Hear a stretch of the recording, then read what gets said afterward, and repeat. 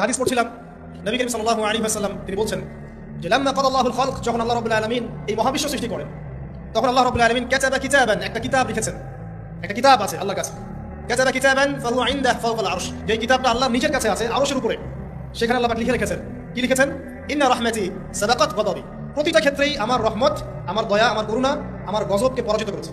মানে আল্লাহ রাব্বুল আলামিনের গজব এর উপরে আল্লাহ পাকের রহমত অবস্থান করছে। জীবনের কোনো ক্ষেত্রে হতাশ হওয়ার কোনো সুযোগ নেই। আজকে পারিবারিক ভাঙন বলেন, ব্যক্তি পর্যায়ের আত্মিক ধ্বংসই বলেন, সমাজের বিপর্যয় বলেন, যাই বলেন, পিছনে একটা বড় কারণ আছে। সেটা হলো আল্লাহ থেকে দূরে থাকা মানুষ, আল্লাহ থেকে হতাশ হয়ে যাওয়া। আর এই কাজটা শয়তান করিয়েছে, মানুষ আল্লাহ থেকে দূরে সরানো। কিন্তু আল্লাহ রাব্বুল আলামিনের কাছে কেউ যদি যেতে চায়, মন থেকে যদি আল্লাহকে একটা বারও ডাকে, আল্লাহ পাক এক ডাকের মাধ্যমেও তার গুনাহ মাফ করতে পারে। আমাদেরকে আল্লাহ রাব্বুল আলামিন তার রহমত থেকে নিরাশ হতে বারণ করছেন। যে যত পাপ করেছে জীবনে, যদি একটা বার কেউ যদি আল্লাহ পাককে মন থেকে ডাকে, চোখ দিয়ে ঝরঝর করে পানি পড়ে, আল্লাহ পাককে বলে, সিজদায় গিয়ে পড়ে আল্লাহকে বলে রব্বিক ফিরলি, আল্লাহ পাককে মাফ করবে, তার মনের মধ্যে যদি সততা থাকে, মন থেকে যদি সেই কথাটা বলে থাকে, আল্লাহ পাক শুধু তাকে ক্ষমাই করবেন না, তার সমস্ত গুনাহগুলোকে আল্লাহ নেকি দিয়ে পরিবর্তন করবেন।